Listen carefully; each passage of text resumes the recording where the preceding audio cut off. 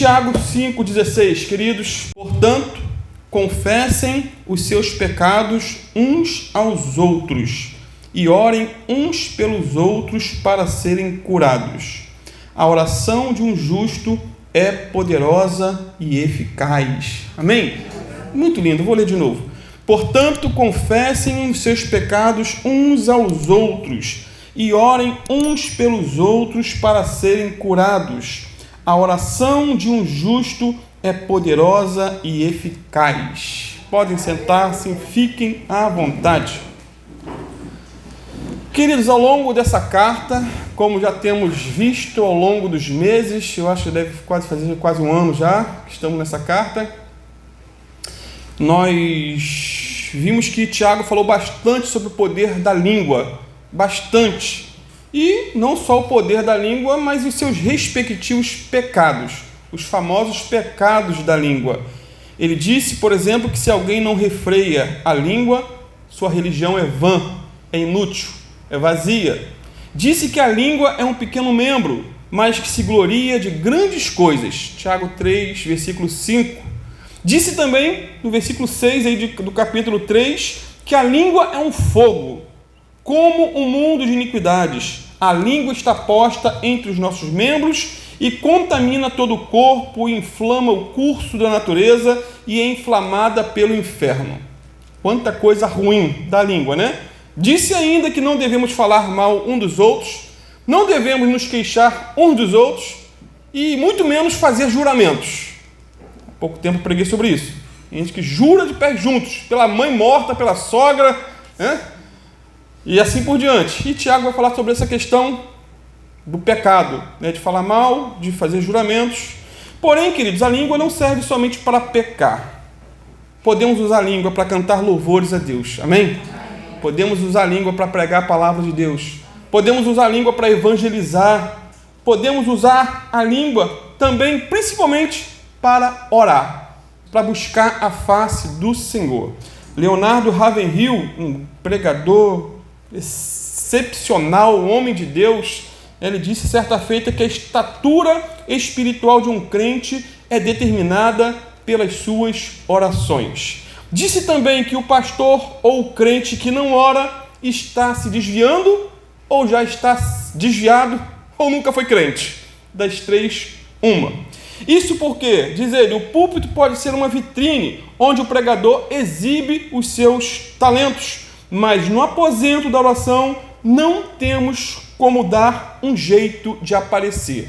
Ou seja, orar não dá ibope. Ninguém vê. Você não está ali à mostra. Você não está ali em destaque. E é por isso que muitos não praticam, porque não dá ibope. E mais, todo declínio espiritual começa com a falta de oração. Ninguém pode crescer espiritualmente sem muita comunhão íntima com Deus. Nada nesse mundo compensa a falta de oração, conclui Leonardo Ravenhill. E o texto que lemos aqui, queridos, fala sobre o poder da oração. A oração, o poder da oração mútua, o poder da oração de um justo.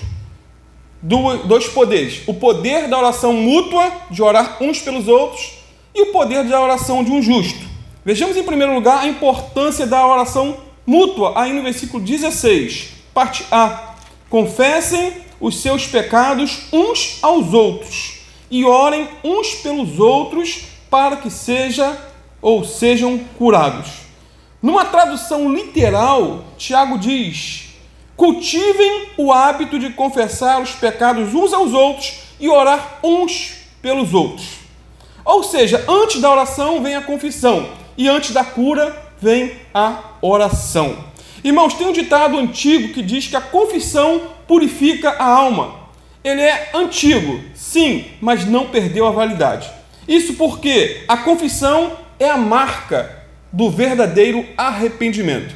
Confissão, marca do verdadeiro arrependimento. Quando confessamos nossos pecados, recebemos o perdão de Deus, recebemos o perdão dos homens e experimentamos a cura e a libertação.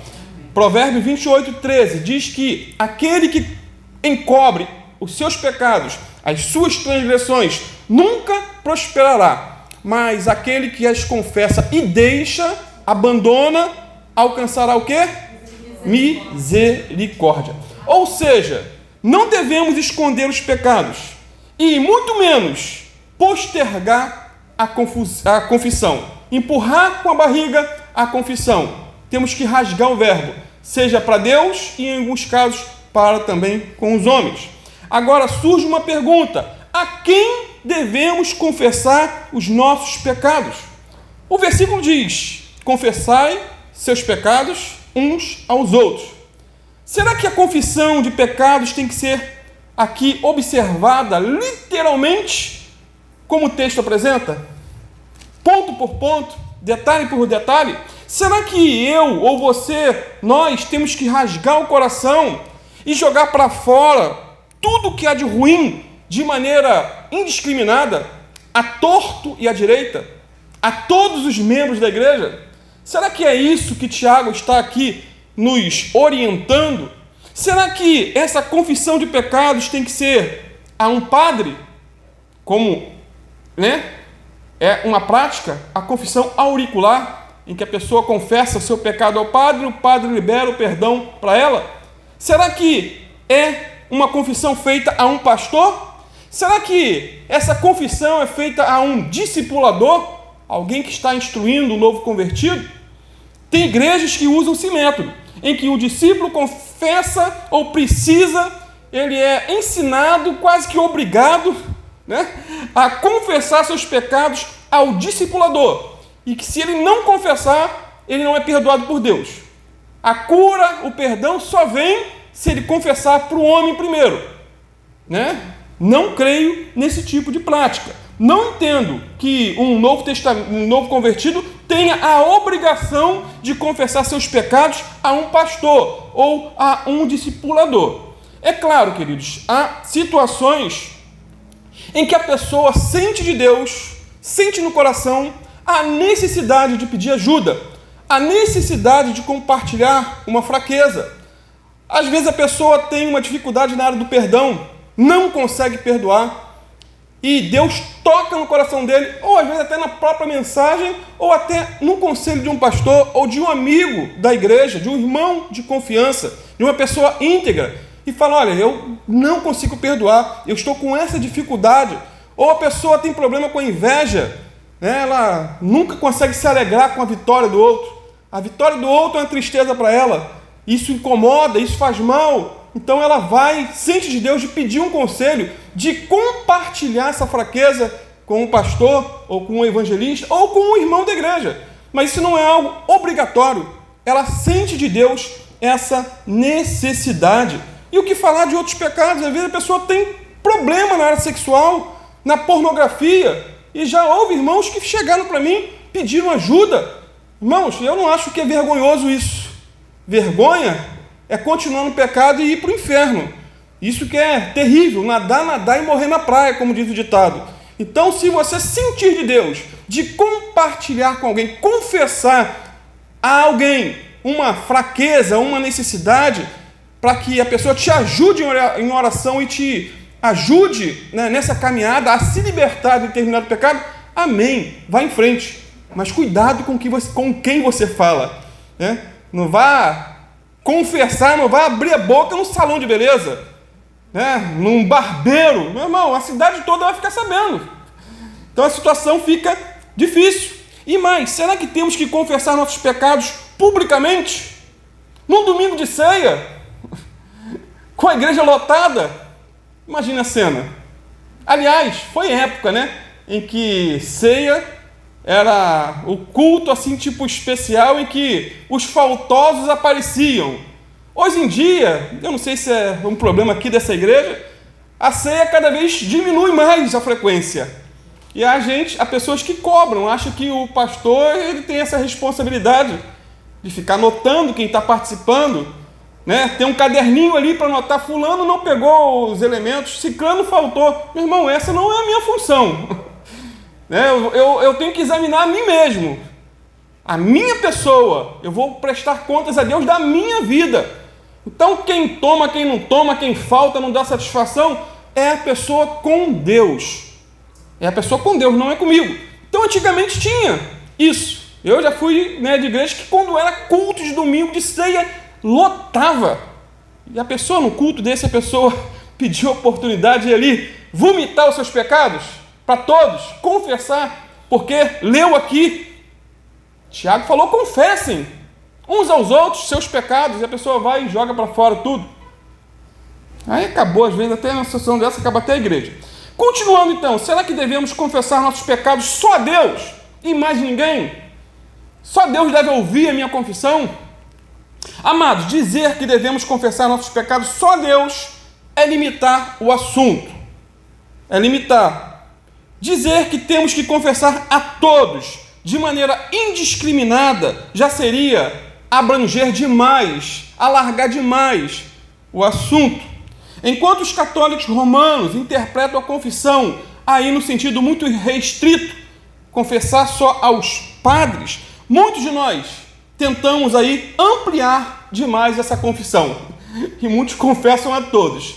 Cada irmão da igreja sabe do pecado do outro irmão. Só vai escancarando, abrindo a vida para torto e a direita. Então, vamos desenvolver melhor esse tema. Primeiro, os pecados devem ser confessados primeiramente a Deus. Primeiramente, em primeira instância, 1 João 1, versículo 8 a 10, diz assim: se dissermos que não temos pecado, enganamos-nos a nós mesmos, e não há verdade em nós. Se confessarmos os nossos pecados, Ele é fiel e justo para nos perdoar os pecados e nos purificar de toda injustiça. Se dissermos que não pecamos, fazemo-lo mentiroso, chamamos Deus mentiroso, e a sua palavra não está em nós. Ou seja, todo pecado cometido, seja em qualquer área que for, todo pecado sempre fere a santidade de Deus e deve ser confessado primeiramente a Deus, em nome de Jesus, com arrependimento, com lágrimas, se não nos olhos, no coração, com quebrantamento. Por outro lado, precisamos confessar também aos que foram afetados por esse pecado.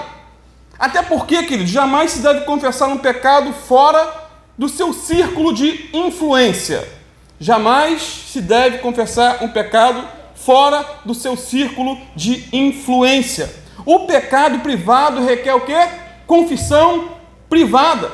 O pecado público requer confissão pública. É errado o cristão lavar roupa suja em pública, pois esse tipo de confissão pode acarretar mais malefícios do que o pecado propriamente cometido. A pessoa vai publicamente e joga tudo que ninguém tem nada a ver com aquela situação. Então, essa confissão deve ser feita à pessoa contra quem pecamos e de quem nós necessitamos e desejamos receber o quê? O perdão. Essa é uma prática mais saudável. Se você pecou contra o seu irmão, se você falou mal dele, se você denigriu a imagem dele com alguém, se você fez algo contra o seu irmão, você tem que confessar esse pecado a esse irmão, claro, primeiramente a Deus, mas a esse irmão, e pedir a esse irmão o seu perdão. Sendo assim, precisamos de discernimento e restrição nesse assunto. Até porque, queridos, parem para pensar, confessar nossos pecados a todos os irmãos da igreja seria um caos. E não é isso que Tiago está ordenando aqui, no meu entender. Até porque a confissão é o quê? É um vômito da alma. E quando é realizada de modo geral ou de maneira indiscriminada, pode fazer muito mais mal do que bem. Portanto, não devemos esconder os pecados nem adiar a confissão, seja a quem for, seja a Deus ou a quem foi ferido ou a quem foi prejudicado.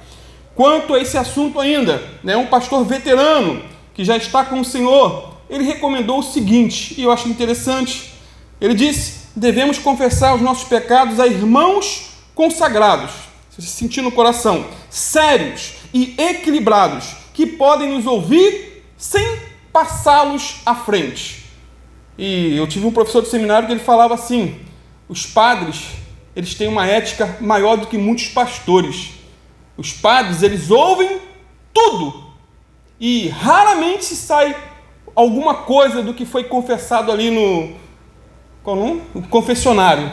E tem muito pastor fofoqueiro, que o membro não pode falar nada com ele, que toda a igreja depois já fica sabendo. E eu aguardei isso muito na minha vida.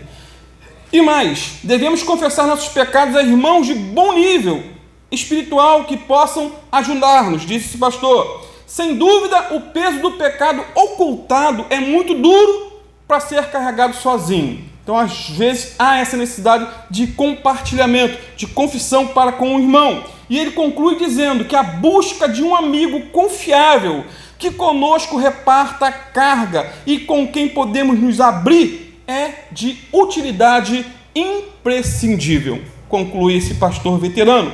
Sendo assim, queridos, existe uma terapia divina quando há confissão, quando há perdão e reconciliação. Portanto, já vimos a importância da oração mútua. Agora, em segundo lugar, vejamos que Tiago fala do poder da oração mútua. Primeiro, a importância. Segundo, o poder. Aí no versículo 5, capítulo 5, versículo 16, parte B, quando diz: orem uns pelos outros para serem curados ou sarados. Confessar pecados e orar uns pelos outros produz o quê? Cura. Segundo texto. Produz o quê? Perdão e restauração. Amados, a medicina moderna, ela não conta com um remédio para o pecado. Não há remédio para o pecado segundo a medicina. Não existe, por exemplo, uma pílula ou um antibiótico fortíssimo, né, capaz de livrar a pessoa da culpa que o pecado produz. Não existe isso. Né? O livramento da culpa, o livramento da contaminação, o livramento do poder e do castigo do pecado só se dá pelo sangue de Jesus, que nos purifica de todo pecado. E da necessidade de confissão a Deus e, às vezes, ao homem. Pode ser incômodo, né? Para nós, pode ser algo não muito agradável, mas muitas enfermidades que as pessoas têm são causadas por pecados nossos. Pecados como gula, preocupação, pecados como ódio, rancor, falta de perdão, inveja, egoísmo e orgulho. Muitas enfermidades são acarretadas por conta desse quadro. Que o Senhor venha nos guardar. E mais, o pecado pode deteriorar a nossa saúde e por vezes pode nos levar à morte. O pecado, esses pecados mencionados, a gula, falta de perdão, raiz de amargura, ódio. A pessoa detesta só em pensar em fulano, né? Já tem tique-tique nervoso. E isso vai mexendo com a saúde, filho. Vai mexendo com tudo, vai deteriorando tudo por dentro. Que o Senhor nos ajude a perdoar. Portanto, é fundamental confessar nossos pecados a Deus e aos homens, se for necessário, para sermos curados, tanto no corpo como na alma. Irmãos, eu creio em milagres. Amém? Eu creio que Jesus Cristo é o mesmo ontem, hoje e eternamente. Existem muitos em nossos dias, muitos pastores, teólogos, doutores, bispos e semideuses, né, que dizem que o tempo dos milagres passou, que Deus não opera mais sinais e maravilhas. Dizem que o dom de curas ficou restrito lá ao período dos apóstolos. Eles são os famosos cessacionistas. Pregam que Deus cessou de operar milagres. Porém, Tiago diz o quê? Orem uns pelos outros para serem curados. Serem curados. Ou seja, a oração da fé, feita por um cristão que ele é perdoado, é um meio poderoso de nos aproximar do trono de Deus e orar pelos outros. É por isso que constantemente, queridos, intercedemos pelos enfermos em nossos cultos e, para a glória de Deus, muitos são curados. E às vezes são curados até de doenças que nem sabiam que tinham. Né? Eu creio nisso. Você não precisa ter um diagnóstico médico para receber uma cura. Outros passam pelas mãos dos médicos, mas mesmo assim, a restauração e o sucesso no tratamento vem das mãos de Deus. Tiago continua dizendo, orem uns pelos outros para que sejam curados. Irmão, exerça a tua fé. Amém? Ore pelos enfermos, com imposição de mãos, e creia que o milagre vai acontecer. Detalhe, Tiago não diz aqui que são os apóstolos que devem orar uns pelos outros para serem curados. Não! Ele não diz que são os pastores, ou os evangelistas, ou os diáconos que devem orar uns pelos outros para que sejam curados. Ele simplesmente diz: orem mutuamente uns pelos outros para que sejam curados. Jesus disse lá em Marcos 16, versículo 17 e 18 o seguinte: e estes sinais seguirão os que crerem. Em meu nome expulsarão demônios, falarão novas línguas, pegarão nas serpentes, e se beberem alguma coisa mortífera, não lhes fará dano algum. E porão as mãos sobre os enfermos e os sararão, e os curarão. Irmãos, esses sinais acompanham aos que creem, e não há uma elite espiritual, há uma alta hierarquia da igreja, alguém que está por trás de um púlpito, num lugar um pouco mais alto. Não, só está um pouco mais alto para poder ter uma visão melhor, mas quem está aqui não é melhor do que quem está aí. Os que creem, os sinais seguem aos que creem, não é a uma elite. Se você crer, você verá a glória de Deus. Detalhe, quando você começar a orar um pelos outros, crendo no milagre, poderá descobrir que Deus te deu o dom de cura. É simples assim. Começa orando coisas pequenas. Ora pelo gato, pelo cachorro. Ora pela galinha. Né? Comece orando, impondo as mãos, crendo que Deus pode agir. Porque não é você que cura, nem eu que curo, é Jesus que cura. Então, queridos, a oração da fé cura os enfermos, tanto enfermos da alma como enfermos do corpo. E é interessante observar também aqui que a cura física ela é associada à restauração espiritual. Em terceiro lugar, já concluindo, Tiago fala sobre o poder da oração de um justo. O poder da oração de um justo é a parte C do versículo 16. A oração do justo pode muito em seus efeitos. Na Bíblia de Jerusalém diz que a oração fervorosa do justo tem grande poder. A NVI diz que a oração de um justo é poderosa e eficaz. São versões diferentes que, analisadas, abrem um pouco o leque do assunto. Ou seja, o poder da oração é o maior poder que existe. O poder da oração. A história mostra aí o progresso da humanidade por meio do poder do braço, por meio do poder do cavalo, o poder da dinamite e até o poder da bomba atômica. Sabemos disso? Bomba de hidrogênio. Mas o maior poder é o poder de Deus que se manifesta através da oração de um justo. Não são muitos justos. Tiago fala a oração de um justo. Pode muito em seus efeitos. Desenhando, o poder da oração é maior que o poder atômico. Sabia? O poder atômico não tem, por exemplo, poder de parar o sol, de mexer com a meteorologia. Mas vemos homens da Bíblia que, claro, o sol já estava parado. Na verdade, tem uns que entendem que quando Josué orou e o sol parou, na verdade foi o universo que parou. Imagine que poder é esse. O poder não no homem, o poder de Deus, através de um homem que crê em Deus. E como já dizia João Crisóstomo, um homem de Deus do passado, o poder da oração extinguiu a violência do fogo, o poder da oração fechou a boca dos leões, a oração silenciou revoltosos e pôs fim a guerras, a oração da fé acalmou os elementos da natureza, a oração da fé expulsou demônios, rompeu as cadeias da morte e escancarou as portas do céu.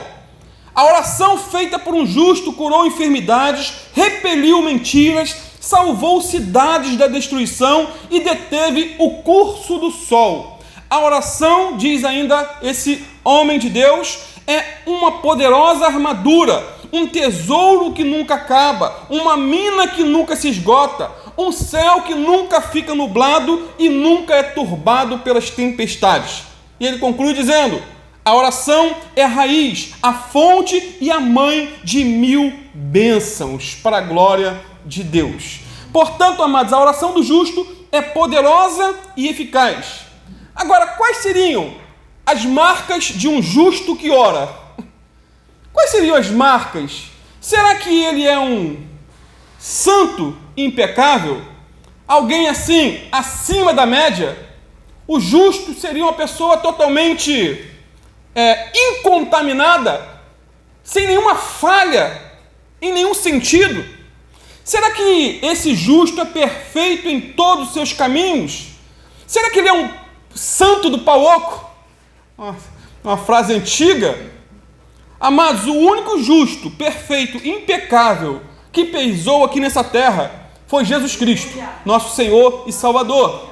O crente, o cristão, ele não é justo com base em sua justiça, mas com base na justiça de Jesus que é imputada a ele. Jesus é o justo que imputa a sua justiça em nós, nos acredita a sua justiça. Jesus foi o justo que morreu pelos injustos, para torná-los justos. É simples assim.